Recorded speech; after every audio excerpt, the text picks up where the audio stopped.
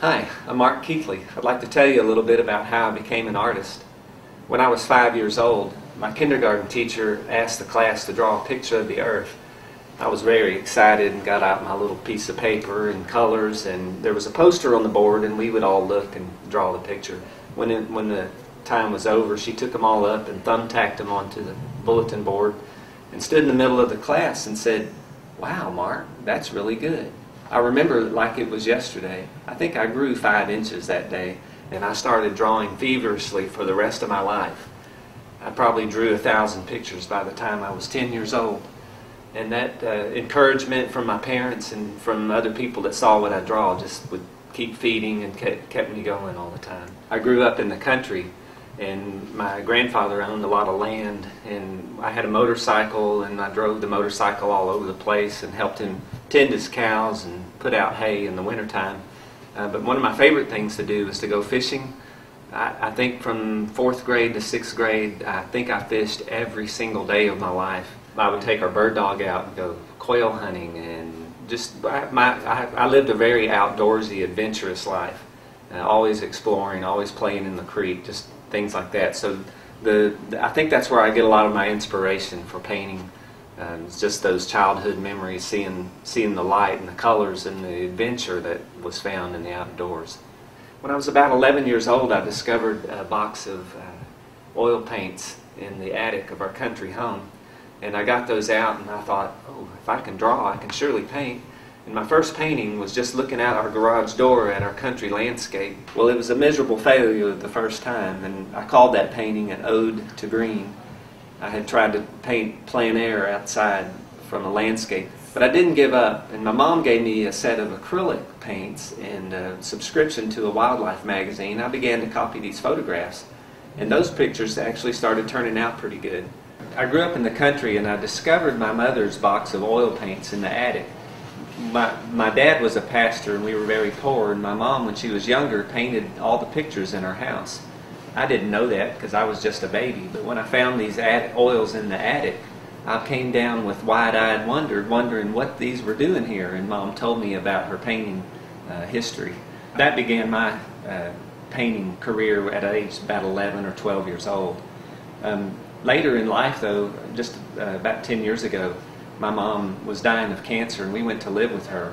And she hadn't painted since I was a baby, and all these years had never touched the paints. And I invited her to go out and paint with me out on location one time.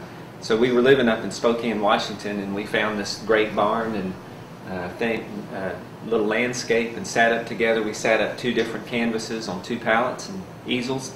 And this is the painting that my mom did. We even had a pheasant walk by us, and we had fun trying to scribble him in there before he left.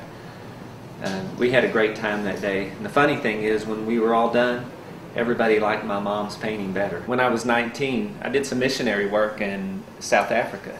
And when I came home, I went over to see Bonnie. We had been best friends before I left. And the night I came back, I told her that I really wanted to marry her and that I was going to be an artist. Well, I don't know which one shocked her the most. She told me later that she thought we were going to starve. Well, we never did starve, but we had some close calls. And God was faithful to provide for us all the time. We would often get a check in the mail from a painting that we sold that I didn't even remember painting. And it would come just the day that our rent was due or some other big bill. There was a time later, about 5 years later, when we had been doing outdoor art and craft shows over and over, traveling around the state of Texas and hauling paintings and selling art.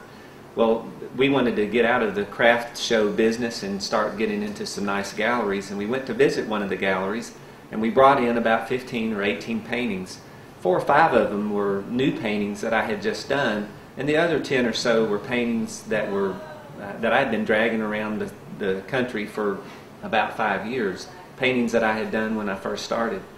And the gallery owner said, "I want that one, that one, and that one, and that one," pointing to all the new paintings. Well, that petrified me because we were on our way to another art show, and usually I sold the new stuff. And well, we just prayed, "God, would you sell just our old paintings so that we can take these back to the gallery?"